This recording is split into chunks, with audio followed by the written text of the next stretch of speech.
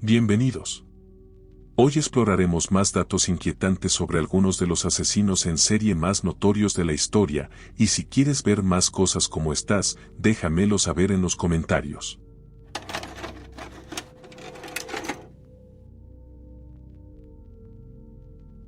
Rodney Alcala, un asesino en serie condenado a muerte por una serie de violaciones y asesinatos brutales, protagonizó un episodio sorprendentemente perturbador en la televisión durante la década de 1970.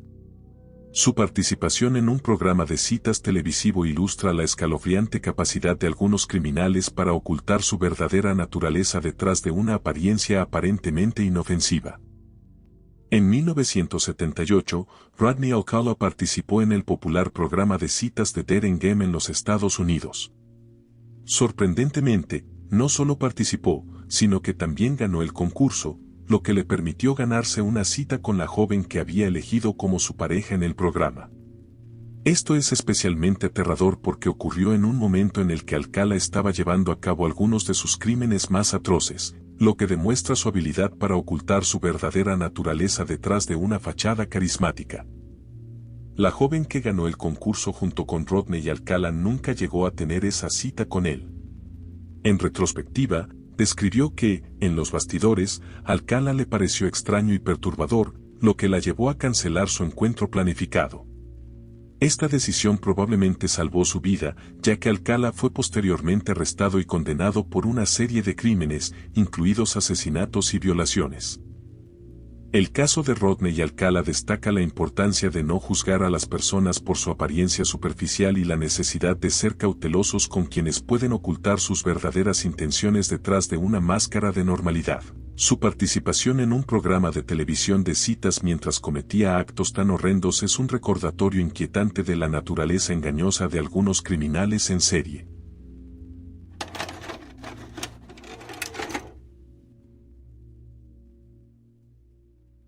Robert Pickton, conocido como uno de los asesinos en serie más notorios de Canadá, cometió una serie de crímenes espantosos que conmocionaron al mundo. A lo largo de varios años, Pickton fue responsable del asesinato de al menos 49 mujeres en la región de Vancouver, en Columbia Británica. Lo que hace que su caso sea aún más perturbador es la forma en que deshizo de las evidencias de sus crímenes. Pickton era dueño de una granja en Port Coquitlam, donde criaba cerdos. Se descubrió que parte de la carne de sus víctimas fue alimentada a sus cerdos, lo que arrojó una luz macabra sobre su crueldad y desprecio por la vida humana. A medida que las investigaciones avanzaban y se descubría la escala de sus crímenes, Robert Pickton fue arrestado en 2002 y posteriormente condenado por varios cargos de asesinato.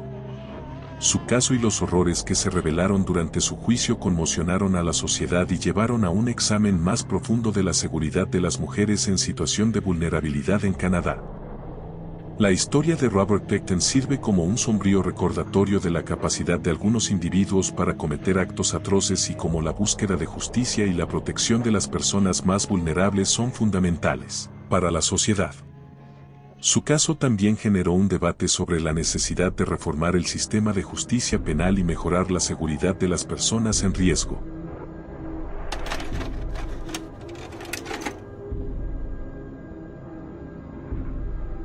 Ed Kemper, también conocido como el asesino del Coed, es un caso impactante en la historia de los asesinos en serie. A lo largo de 1972 y 1973, Kemper asesinó a 8 personas en California, incluyendo a su abuela, su abuelo, su madre y 6 jóvenes mujeres universitarias. Sus crímenes eran brutales y aterradores, lo que lo convirtió en uno de los asesinos más notorios de su época. Sin embargo, lo que hace que la historia de Ed Kemper sea aún más desconcertante es su aparente dualidad. Mientras cometía estos crímenes horrendos, también tenía un lado completamente diferente. Después de ser arrestado y condenado, Kemper pasó tiempo en la prisión estatal de California en Vacaville. Durante su tiempo en prisión, Ed Kemper desarrolló una faceta inusual. Decidió narrar y grabar una serie de libros para personas con discapacidades visuales, lo que le valió 2 premios de la Fundación Braille. Esto contrastaba drásticamente con sus actos violentos y perturbadores anteriores. La capacidad de Ed Kemper para cambiar su comportamiento de manera tan radical plantea preguntas inquietantes sobre la mente humana y la capacidad de algunos individuos para mostrar una doble vida. Su historia sigue siendo objeto de fascinación y estudio en el ámbito de la psicología criminal y arroja luz sobre la complejidad de la naturaleza humana y sus oscuros abismos.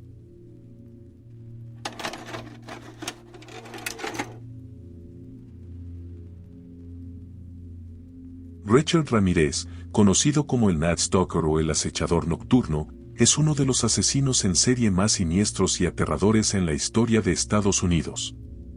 Durante la década de 1980, aterrorizó a California cometiendo una serie de crímenes brutales que incluían asesinato, violación, robo y secuestro.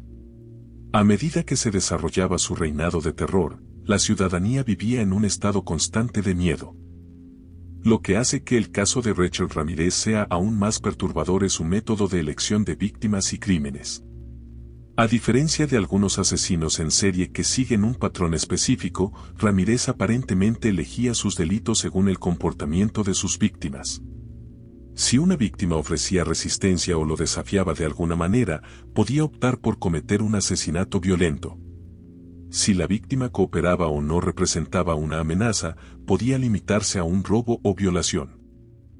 Esta adaptabilidad en la elección de crímenes y la aparente falta de un patrón claro hizo que la captura de Ramírez fuera aún más difícil para las autoridades. Además, su apariencia desaliñada y su comportamiento errático contribuyeron a su capacidad para evadir la detección durante algún tiempo. Finalmente, en 1985, Richard Ramírez fue arrestado y condenado por sus numerosos crímenes. Su caso sigue siendo objeto de interés en la psicología criminal y la criminología debido a la complejidad de su perfil delictivo y su impacto en la sociedad de la época. Su historia es un sombrío recordatorio de la capacidad de algunos individuos para causar terror y caos, y sigue siendo un tema de estudio en la búsqueda de comprender y prevenir el comportamiento criminal.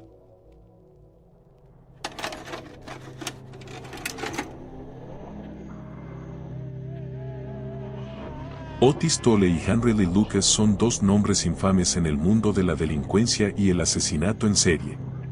Ambos eran conocidos por cometer una serie de crímenes espeluznantes y brutales, y su asociación los convirtió en una de las parejas de asesinos más notorias en la historia criminal de Estados Unidos. Lo que hace que su relación sea aún más escalofriante es su participación en actos de canibalismo y la aparente falta de remordimiento por sus acciones. En un incidente particularmente perturbador, la policía cuestionó a Henry Lee Lucas sobre su negativa a participar en el asado de carne humana que Otis Toole había preparado. La respuesta de Lucas fue tan inquietante como macabra: "No me gusta la salsa". Esta respuesta, aparentemente desenfadada y carente de empatía, arroja luz sobre la mente retorcida de estos asesinos en serie. Su capacidad para cometer actos tan atroces y hablar de ellos con desapego es un ejemplo escalofriante de la depravación humana. Su historia es un recordatorio de la oscuridad que puede residir en algunos individuos y la necesidad constante de la sociedad de enfrentar y prevenir el comportamiento criminal más extremo. El caso de Otis Toole y Henry Lee Lucas sigue siendo objeto de estudio y discusión en el campo de la psicología criminal y la criminología, ya que desafía la comprensión convencional de la mente criminal.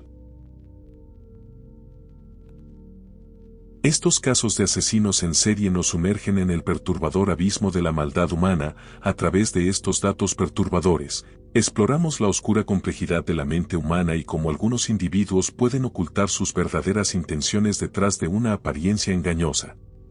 Sin más que decir, espero que te haya gustado este video. Suscríbete para más videos mórbidos. Hasta pronto.